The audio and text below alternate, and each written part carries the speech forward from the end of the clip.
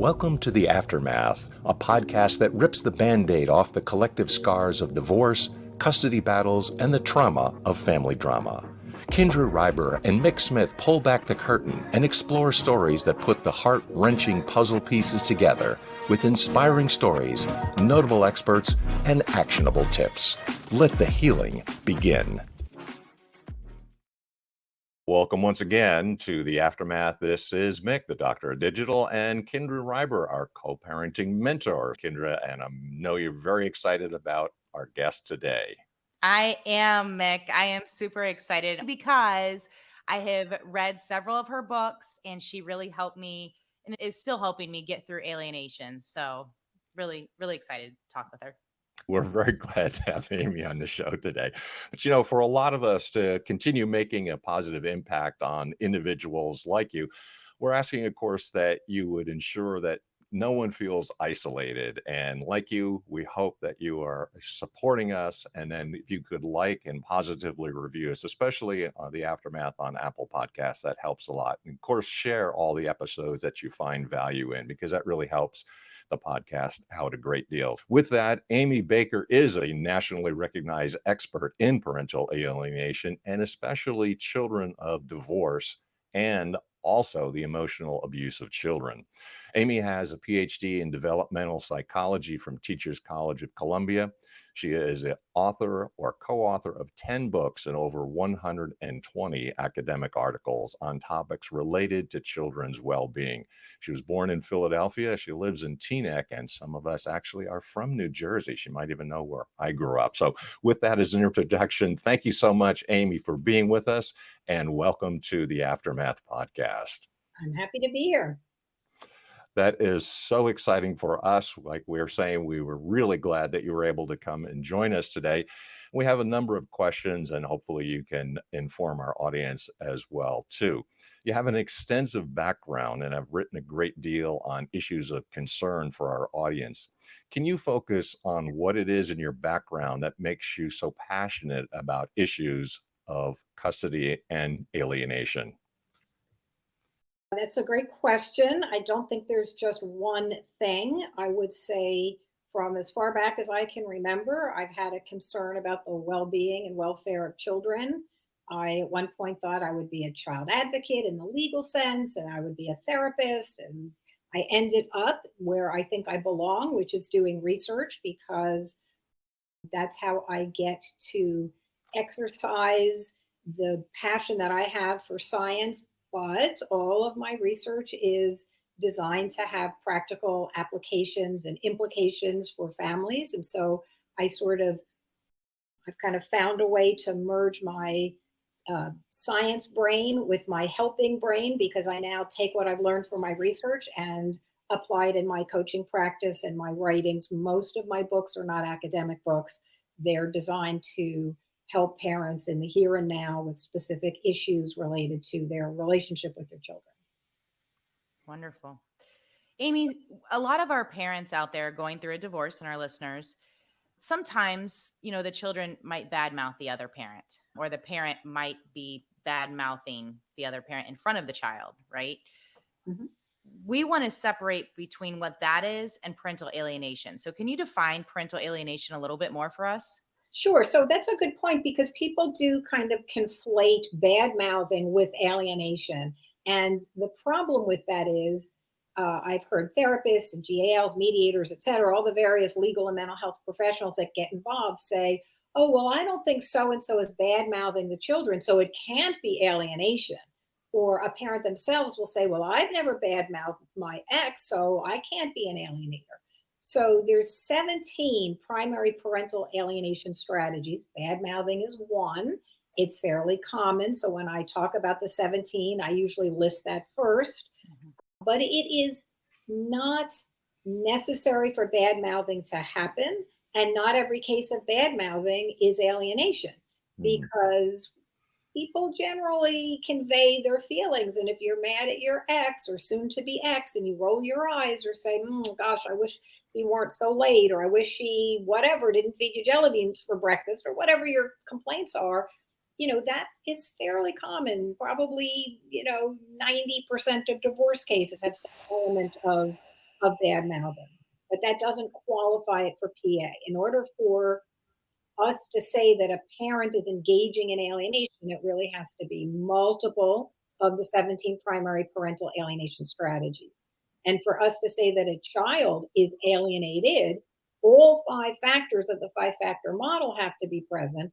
We're actually now calling it the Baker model to differentiate it from the 5 factor model in psychology, which is unrelated to alienation.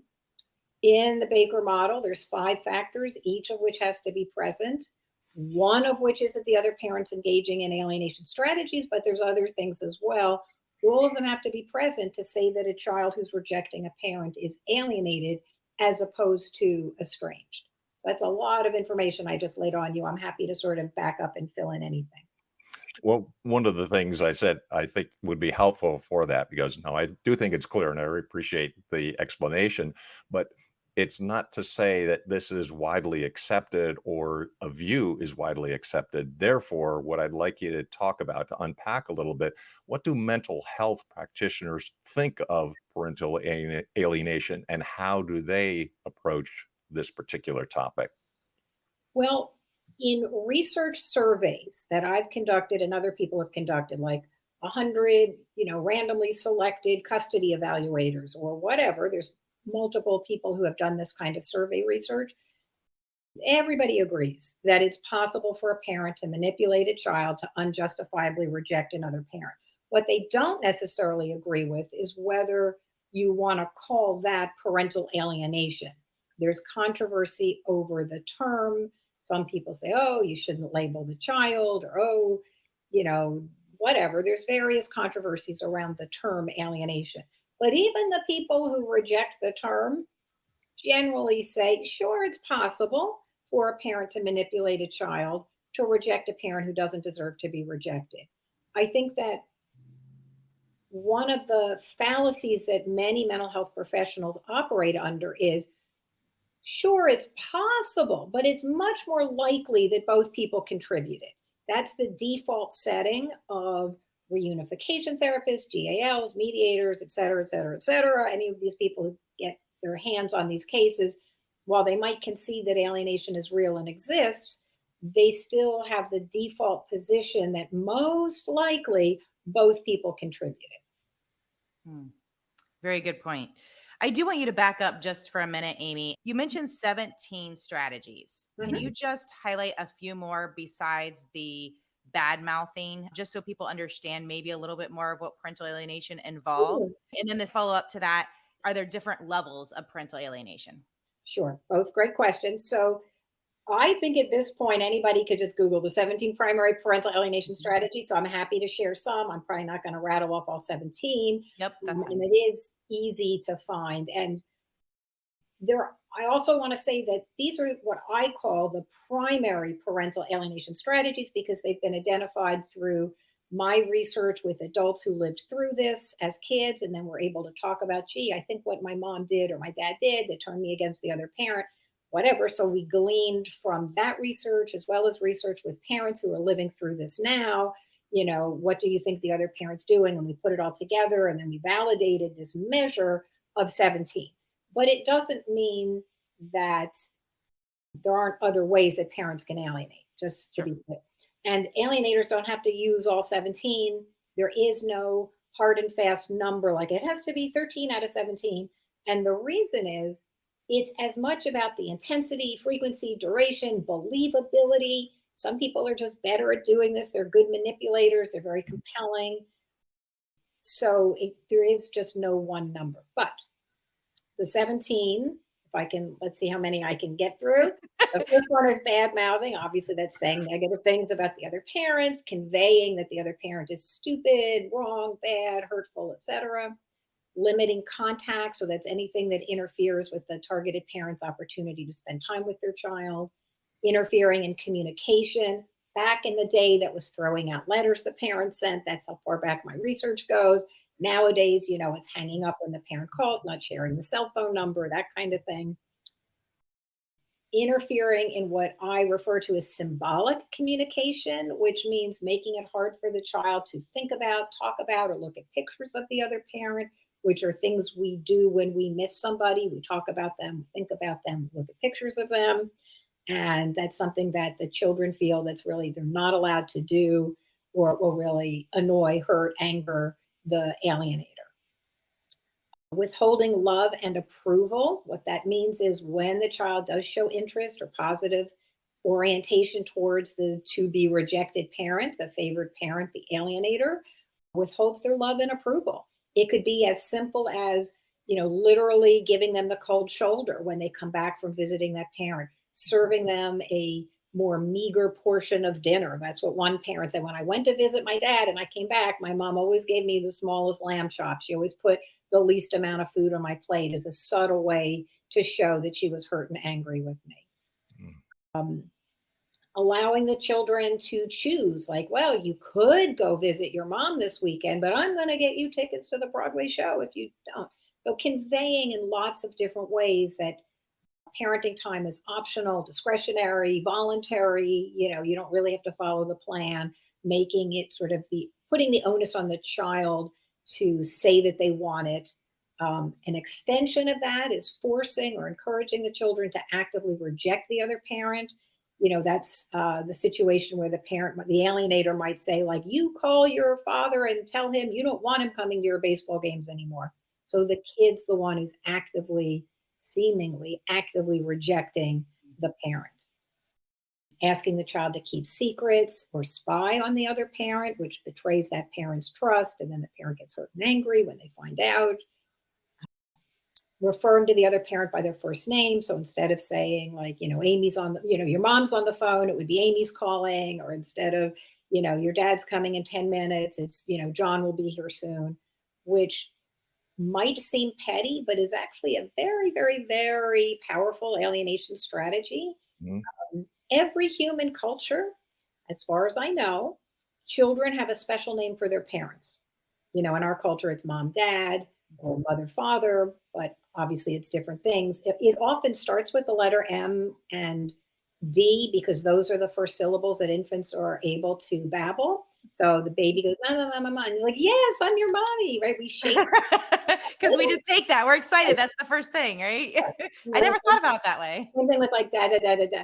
So I think there's like a evolutionary function to that. So that's, I'm not even going to go down that road. I just believe there's a function to why parents have special names for themselves that their children can call to them.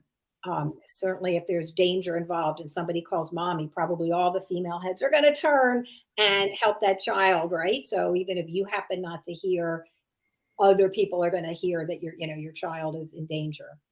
So referring to somebody else as mom or dad, installing a new, replacement. So instead of saying this is your stepmother, this is your new mom, that's another alienation strategy. Conveying to the children that the other parent doesn't love them, or conveying that the other parent is dangerous. Withholding information from the parents so that they sort of out of the loop, whether it's medical appointments or soccer practice or whatever. And then the kid feels like, oh, boy, if they really cared, they would have showed up for this or that. And so it really hurts the kid's feelings. And then the final one that comes to my mind, I might have left one off, is undermining the authority of the other parent. So it's like, often it has to do with food. Like, you're not allowed to eat pudding even, in my house, but you're also not allowed to eat it in the other parent's house. So the child becomes sort of acclimated to the idea of asking the favored parent for permission for things that they really shouldn't be asking them for permission for. Every parent gets to have their empire, they get to run their home pretty much the way they want. But it's inducing in the child the belief that one parent's wishes, beliefs, attitudes, values, preferences is more important, more impactful, more meaningful than the other parent. So that's all together, that's the 17 strategies. Do they have to do so many of them for levels of severity of parental alienation, or what does that look like? So generally, when we talk about levels of severity, we're talking about the children. So we can label children as mildly alienated, moderately alienated, and severely alienated. And that's the degree to which they are distrustful and rejecting of the parent. And I have a sort of a shortcut. Mildly alienated kids are kids who show up for their parenting time, and it maybe takes an hour for them to warm up. In the beginning, they're a little standoffish, a little mistrustful, a little suspicious about the motives of the parent that they're with, but pretty quickly it evaporates, and they're like, and the parent says like, oh, I got my kid back, right? There's just this transition. Moderately alienated kids, there's some resistance to coming. I'll only come Wednesday if you let me leave Thursday. There's some negotiating around it. Plus, when they show up, it might take a day or two for them to warm up. Severely alienated kids don't come at all, or they come, but they're in their room the whole time. They won't drink your water, won't sleep on your sheets, won't eat your food, are very standoffish, suspicious, hostile, angry, shut down. So that's my shortcut for mild, moderate, and severe. I think those are great definitions, and I'm sure I can relate to everybody else that's listening, but for me, it's check, check, check, check, check all the way down. So sadly, but thank you for sharing, because I think that's super important, and that's something I got from your books. So sorry, Mick, back to you. Well, great minds work alike, because that's precisely what I was going to ask. And I think what you're addressing is the degree of severity. So not necessarily the 17 and let's do a check mark, but let's analyze the child and to see to what extent they're being alienated, which is far more important. So we don't want just like it's a menu and let's check all these things off, but more address the needs of the child and to what extent they have been alienated of those 17, because there's a severity level there. And as a follow-up, I was also interested in this going back and forth, because you mentioned it about a transition. And this is what I think is very difficult, if I understand this correctly, for the child who has to go back and forth, and there's an adjustment period. I'm with one parent, then I'm with the other parent. And the more transitions, it seems to me that it's more difficult and more stressful for a child to go back and forth. And I think this is something to address as well, too, because you have two different households, obviously, when the child was previously just used to one with mom and dad together. I think that we don't always, as parents, take in how much we're asking of kids of divorce. Like, we get to have one home, one set of dishes, one bedroom, one whatever, right? Like just our environment. And they have to go back and forth. I really feel like that's asking a lot. Most kids adjust. It's like something they have to do, but it's not always easy. In terms of transitions, I think for many families, if the transition can happen at the end of the school day, that's better for everybody.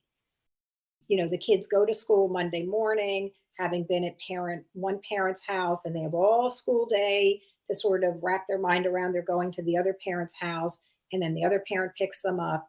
You don't have both parents in the same place at the same time. You don't have the child having to actively walk from one car to the other car, or out of the door and down the driveway.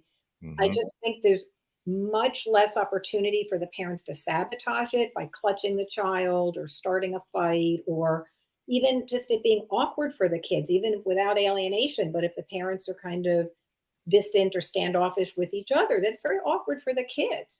So I love transitions that happen at school. In terms of how many transitions, one extreme is like chunks of 2 weeks on, 2 weeks off. And the other extreme is every day. And I have seen both. And I don't think there's a perfect schedule. I wish there were. I'd say, oh, absolutely, it should be week on, week off. I think, or absolutely, it should be a 2-2-3-5, whatever those schedules are. I don't think there's really one schedule that works better, because there's trade-offs. If the kid's going back and forth a lot, then neither parent has an opportunity to really work on the kid for an extended period of time before the kid goes back to the other parent. So in that sense, it's better from an alienation point of view. But then for the targeted parent, you could say, well, they never really get an extended period of time with their kid. And for moderately alienated kids, if you have like 2, 2, 2, 2, 2, 2, the kid may never get past that initial standoffish point before they're already thinking about going back to the other parent. So I don't think there's one good schedule. That's where I land on that. And a lot of it also has to do with your child's extracurricular life. If you have week on, week off, And let's say you want your kid to take karate, but the other parent, often alienators, don't really want the kids having this rich extracurricular life, whatever it is, soccer, ballet, whatever, they're likely to sabotage it. And that means that the child's like never home on Monday night for art class or never home on Tuesday night for whatever. So the week on, week off gives the kid a nice chunk of time with each parent. But if there's any extracurriculars that are like once a week, the kid is only going to get to do it 2 times out of every month. So I think you have to sort of weigh all of those things. Good way to look at that. Can you highlight maybe if a parent is in a situation where they think they could be at that lowest level of parental alienation, right? That's happening, and they're seeing some signs, maybe some triggers. Can you identify the triggers of an alienator so they can maybe help adjust to the other side or be more aware of the psychology that goes on behind the scenes with the alienator? So I'm not that focused on trying to figure out why the alienator does what they do, because I don't think it's really possible to know why anybody does anything. But I will say, I agree that if there's a trigger, it's, like that person always, or is easily offended, if you don't give them their due, then making sure you say, hey, John, how you doing at the transition is a good idea. Like, so having some understanding or knowing like, gee, I'm getting remarried and that might be challenging for the other parent. So let me reassure them that I'm not trying to replace them. So I think having some awareness of how your behavior impacts the other person is a good idea. So Great. Thank you. I had a question then, and we heard what you have to say, and we appreciate your expertise. But one of the questions that we're also curious about, and a lot of people ask us, how do the courts approach the issue of parental alienation, and how is it received and dealt with within the family court system? So in general, there's one exception. But other than that one exception, which I will get to, I do not think that parents should use the phrase parental alienation when they're talking to a custody evaluator, when they're talking to a mediator, when they're talking to a judge, when they're talking to a guardian ad litem, reunification therapist, on and on and on and on. What I call outward facing legal and mental health professionals. So I tell my clients, you can say anything you want to me, you can say anything you want to your attorney, your friends and family, sure. But when you're talking to the legal and mental health community that's dealing with your family because they've been court appointed, they're not your inner circle, don't use the phrase parental alienation for a couple of reasons. One, people use the term to mean different things, so you don't actually know that they understand it the way you do. Mhm. Two, it looks like you're saying, I'm perfect and everything is the other parent's fault, which could be true. It could be that everything is the other parent's fault, but the recipient of that is going to be very suspicious. And what I tell my clients is you have 2 assets, credibility and likability. And you lose credibility when you get on the parental alienation hobby horse and try to cram it down everybody's throat because you end up looking defensive. And you lose likability if you start challenging them. Well, what do you know about alienation? Have you watched this person's podcast? I'm going to send you this book and this link. And the person's like, ugh, go away. So you lose credibility and likability when you talk about parental alienation. That doesn't mean you can't talk about your concerns about the other parent. That's totally appropriate, especially in a custody evaluation. The person's going to ask you, like, so what's your beef with that other parent? And you say, thank you for asking. I have 3 main concerns. And you describe your concerns in terms of the behavior of the other parent. So you could say, for example, I'm concerned that the other parent is undermining and interfering in my relationship with the children. That's going to get you where you need to go without the label parental alienation. The only time to raise or invoke parental alienation theory is when you're going to court specifically to ask for a parental alienation immersion treatment, because you can't get into those programs without a court order. And the court order has to say the court has found that parental alienation is present. And the court's not going to sign that order unless your whole case has already been built around convincing the court that parental alienation is the problem. But other than that, if you just want reunification therapy, you want your parenting time back, you want a guardian appointed, whatever. There's many, many, many reasons people go to court. You do not need to talk about alienation, except for when you want an immersion treatment. Great advice. I wish I would have heard that within my first 6 months. And how to talk about those behaviors. So that's great insight for parents that are listening. In regards to court and kind of staying on that topic, Mick and I understand that you've argued in favor of parental alienation to include it in the DSM. But can you elaborate on your argument on why to include that in the DSM?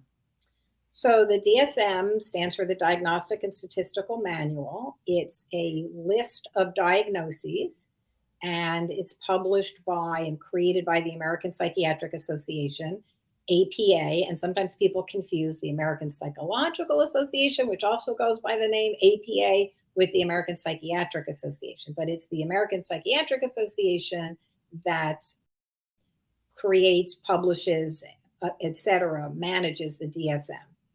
And the DSM was originally created for psychiatrists to have a common language. So if a patient was transitioning from one institution to another, you would just be able to say, oh, they have 52.3, and everybody would sort of know what that is. So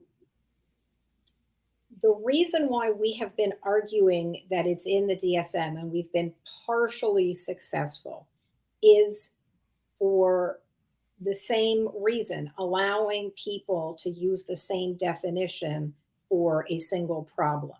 Right now, if a custody evaluator says, I believe this is parental alienation, we don't know what they mean. They could mean the parents engaging in alienation behaviors. They could mean the child is rejecting a parent and feels alienated in a generic sense, or they could mean the Baker model, all 5 factors are present, and therefore this child is alienated, not estranged. So the main reason to have it in the DSM is to have a shared understanding so that researchers are using the same definition, clinicians are using the same definition, custody evaluators are using the same definition. It would be ideal.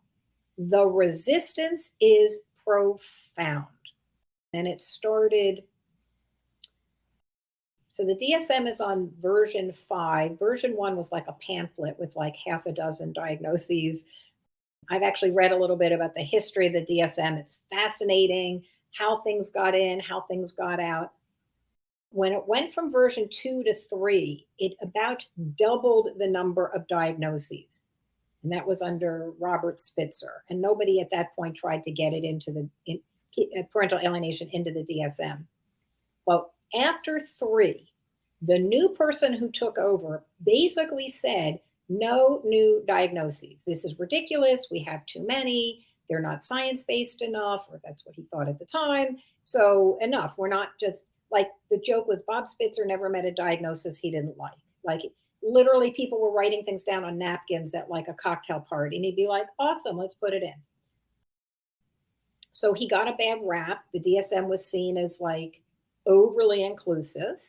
And so from then on, from going from 3 to 4 and 4 to 5, which are the 2 iterations where we tried to get parental alienation included, there were virtually no new diagnoses included. Even something called, I think it's called like complex developmental trauma, which like everybody pretty much knows that there's 2 kinds of trauma, like a singular traumatic event, like a car accident, versus like a childhood filled with traumatic experiences that overwhelm the child's capacity to cope. The DSM wouldn't even let that in. And that diagnosis was spearheaded by one of the most like revered, respected professors around, clinician professors.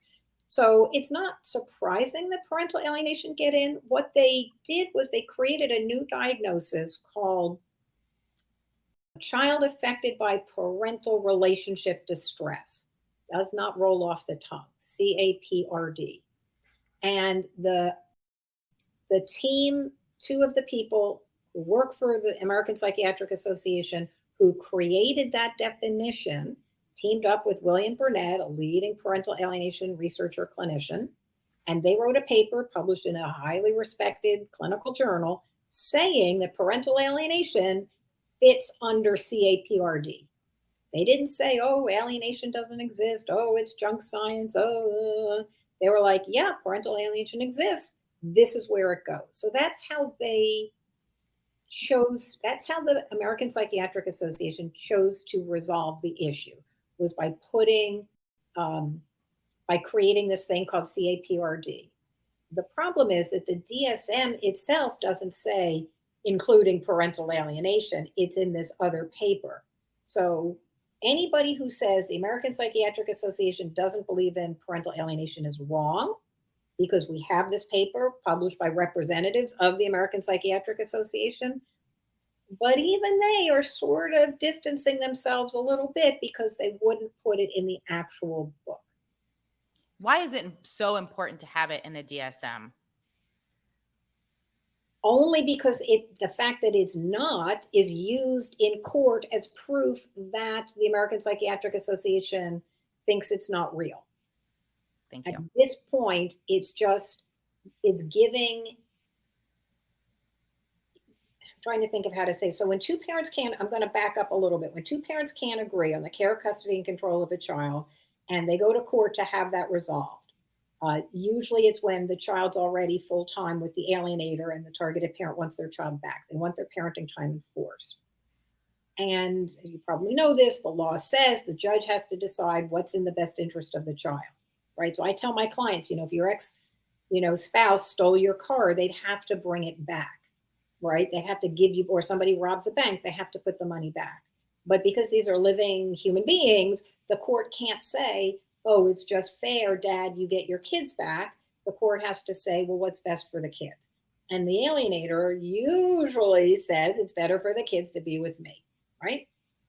So the targeted parent then has to explain to the court how it's possible that children who say, I hate my mommy and I never want to be with her, shouldn't be listened to.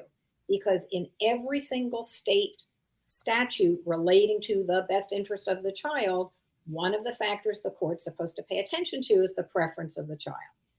All alienated kids prefer, not necessarily in their deepest heart of hearts, but in their sort of overt statements, they say they prefer to stay with the favored parent. So the targeted parent has to say to the court, yes, my kids say they hate my guts and want to be with, Dad full time, but here's why you shouldn't listen, because they've been alienated. And then the other side is going to say, well, alienation doesn't exist. And we have proof it doesn't exist. It's not in the DSM. So that's where it being in the DSM would make the targeted parent's life a whole lot easier. Well, thank you very much for your expertise, because I know it's invaluable. It's my pleasure. Thank you so much.